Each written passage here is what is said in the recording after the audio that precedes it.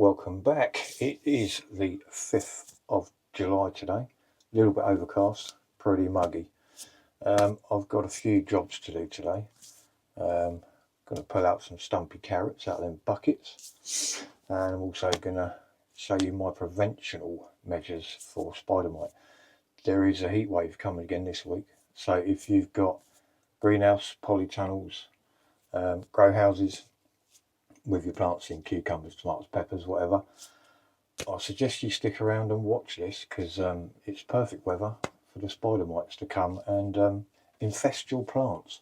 As I found out last year, I did manage to control them last year and bring the plants back. If you've got a big infestation, it's a lot harder to do. So I would suggest preventative measures now, and I've got a pretty easy solution, and it seems to be working for me. So stick around for that. I think you'll find it interesting. You probably know all about spider mites already, but I'm just going to show you what they're all about, what they do, and how I'm going to stop them killing my plants. But first, I'm going to pull out a couple of 10-litre buckets of stumpy little carrots. So these were the multi-sown carrots that I bought from the nursery. Brought them in tray in clumps and just threw them in these 10-litre buckets. They've all flopped over now. They're just the little stumpy ones. You just cook them whole for baby carrots, really. So we're going to pull them out and just see what we've got. It's just a bit of fun. Let's have a look. So just a case of pulling them out. They're all together. Not expecting big ones because they're not supposed to be. Pretty much what I expected. Nice little stumpy carrots.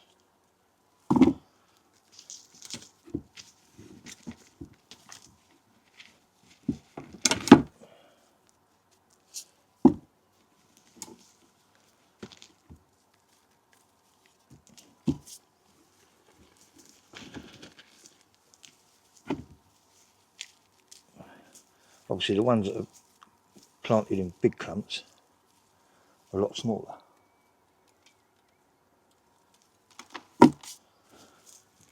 But the ones that had a bit more space, a little bit bigger.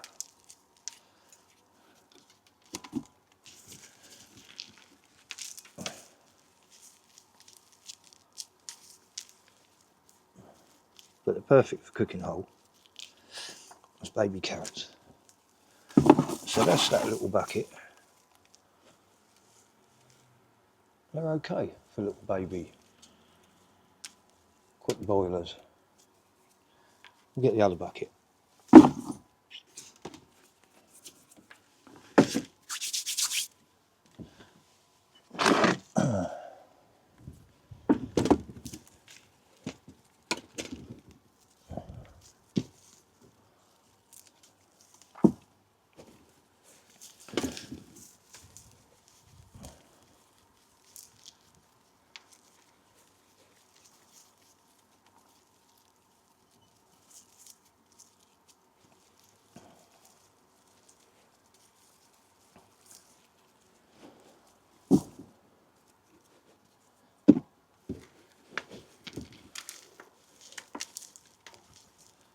Yeah, these are perfect for boiling whole. Lovely.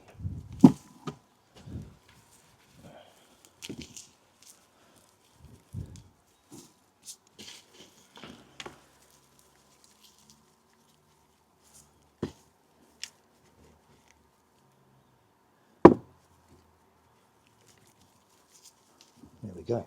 So there we go, guys. There is 2 10-litre buckets. Nice bunch. You know, just 2 or 3 meals there. Quite pleased with those, to be honest. For a nice early crop. Happy days.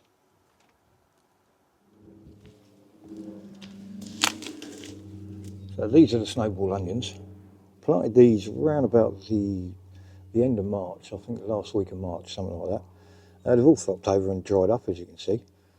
Some are small, some are big, but I did plant them close together because I didn't want big ones. I just wanted some onions. And apparently these store quite well. So we're going to lift these now and leave them out for drying. So let's have a look, see what we got.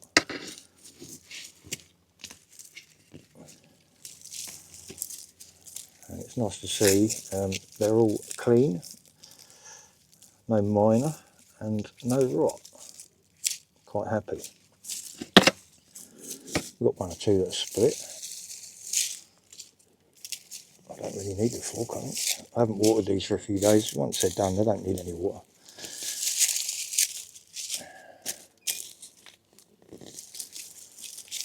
So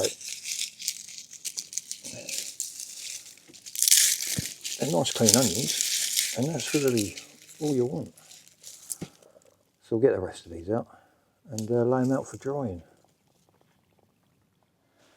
So there we go, 30 snowball onions out of a 1 metre square bed, all nice and solid, no rot, no nasties. Quite pleased with those. They should store well. And out the lot we had 2 split. This one here, it's got a little pup on it, and this one here. So yeah, I might do them again next year. Beautiful.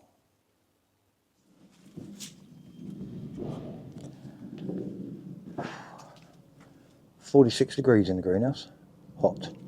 Anyway, we now have a hosepipe ban in my area, which is East Anglia. This is a big downside to container gardening. I've done a little tot up, and whereas it takes me an hour in the evening to water with the spray hose, I've now got to do it with a watering can. I do understand if the reservoirs are low, and I think they do it mainly to stop people jet washing the driveways, the patios, block paving and pressure washing the cars and that, 'cause it does use a lot of water. But your car's going to survive, your patio's going to survive, your driveway's going to survive. Your garden, there's a lot of time, effort and money gone into that. I don't think there should be a ban for gardens. I think you should be able to water your plants, because they're not going to survive without it. So that's just my opinion. It's just the way I feel, really. Cars, patios, couldn't care, but my plants, a lot of money, time and effort gone in. Same for everyone else. But anyway, I've done a little tot up. I've got 57 pots, 13 baskets and wall troughs, 12 raised beds of different anomalies, the big ones, the side ones, plus all my borders. I reckon that's going to be 25 to 30 watering cans every night. I think it'll probably use more water, but I know for a fact it's going to take me longer than an hour. So yeah, the hosepipe ban is here. It is what it is. There's not a lot I can do about it. I will stick to it, and we'll just have to see how we go. But I'm just going to prioritise obviously the pots and the raised beds on the concrete and that, because they can't get any moisture. The borders might have to fend for themselves a little bit. I'll obviously just water the newer plants that ain't really got their roots established. So anyway, hosepipe ban, it was always going to come. So this bed here where the broccoli went to seed, I've just stuck 4 rows of carrots in here. I've not done anything with the soil. I've just pulled the broccoli out, took the roots out, give it a little bit of a rake in, and sowed 4 rows of carrots. I've got a Foster's 7, a row of Bangor, a row of Sugar Snacks, and some Purple Sun. These have been in a week. If they don't come up within 3 weeks, I'll put something else in. Let me just show you this new flower.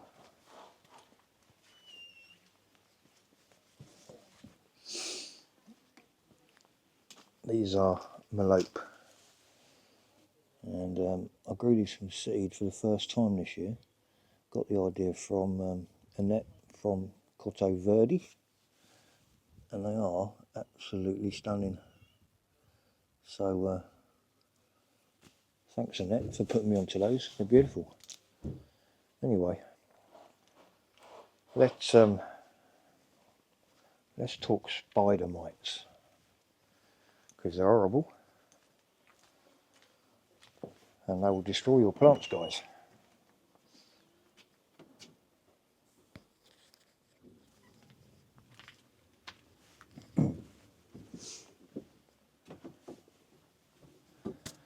So there we go, there's some carrots for dinner. So on to red spider mite, or glasshouse mite as they're known as well. These things are ruthless, as I found out last year. They'll just destroy your plants. Excuse me. They can kill your plants, but if you catch them early enough, or even prevent them coming at all, then it's happy days. Hopefully going to show you how I'm doing that this year. These things are active from spring right through to autumn, so pretty much the whole growing season. So you need to look at your plants. It's quite easy to see a dried up leaf on one of your plants, a mottled leaf, and just think it's a bit stressed or a bit dry, and snip it off and throw it in the bin without actually examining your plant, because it could potentially be spider mite that's starting to infest your plants. So you can get these in greenhouses, you can get them in polytunnels, you can get them inside the house on your house plants, you can get them outside. The only difference is with outside, the temperature and the conditions change. It's quite variable. It rains, it's windy. Whereas in your glass houses and your polytunnels and your house, conservatory, whatever, the moisture, etc., is controlled by you and not Mother Nature. So that's something else you've got to think about. So these things, don't ask me where they come from, their life cycle, how they get there. I'm not an entomologist. I'm not interested in any of that stuff. I just know what they can do. I found out last year the hard way. I'm trying to prevent it this year, so I'm going to show you what I'm doing to prevent it, and so far so good. So hopefully you can check your plants and have a look and see if you've got any of these little critters, because they are ruthless, and they'll just destroy your plants. Look closely at your plants. Anyway, I'm going to bring you in and just show you how to spot these. They're really hard to spot if you're not looking at your plants. So I'm going to show you where to look and what to look for. So anyway, these are my cucumber plants. I had them on here last year and they literally destroyed one of my plants. I did bring it back, but it just wasn't as good. But these things, well, predominantly where you're going to spot them is by the little webs. They make a network of webs, and they normally start right in the elbows of the plant, where the stem and the branches come out. You'll find little webs, and that's where you can spot them easiest, because if you've got these little webs, they're not your normal spiders in your greenhouse and that. They're going to be in the corners of your greenhouse and behind the frames and things like that. These things create these little networks of webs all up the plant, and even in these little bits of the leaves you'll see the webs going across. It's a sure sign that you've got spider mite. So what I'm doing to prevent this is quite simple. Spider mites love arid, dry, warm conditions. So I'll show you what I'm doing to prevent it. So, like I said, these things thrive in dry, warm, arid conditions. So bearing in mind the heat waves coming, it's perfect for them. So act now. I urge you to act now. So the first thing to do is, what you've got to do is get the humidity up. Obviously you can't be doing this in the house, it's not as easy, but hopefully you won't get them in there anyway. But the first thing I do is to dampen the floor in your greenhouse or your polytunnel. Give it a watering can, dampen the floor. This will increase the humidity. Also, what I like to do when I've done that is give the leaves, the plant's underside and the top, the whole plant, a good foliar watering. Just a really fine mist on a mist sprayer, and just give them a foliar watering. Again, that will increase the humidity, and that's what these things don't like. They don't like humidity. So obviously you can't be doing this, you can't be throwing watering cans all over your £5 Axminster carpet or your freshly polished parquet flooring in your conservatory, but you can give them a fine foliar misting just to help. You might not have the issue in the house. I've not known anyone to have it, but they can get in there apparently. So a fine foliar misting, you probably do that to your plants anyway, you foliar feed them or whatever. So, but that is how I am preventing them this year. So far it seems to work. It's a very simple process, but you know, all in all, I urge you just to look at your plants closely. Don't just cut a dry leaf off, because that could be spider mite causing that, and you're going to miss the problem altogether, and then it's going to be too late. So if you do see any signs of drying up, inspect your plant before you just decide it's a bit stressed or a bit dry. Just inspect it, because these little things, they're really hard to spot if you're not looking at your plants. So I urge you to do that. But yeah, dampen your floors, foliar spray, and just keep the humidity up, especially in these hot temperatures, and you should keep the little pesky things away. So anyway, I don't think I've forgotten anything. It's a very simple process. A lot of you out there, seasoned gardeners, will know about this already, but there's a few of you that probably won't. So hopefully that's been informative for you, and I hope it's urged you to look at your plants a little bit more, especially in your glass houses and your polytunnels. And I hope you keep the pesky little things away the same as I am at the minute. So I hope you enjoyed that, and we'll see you on the next one.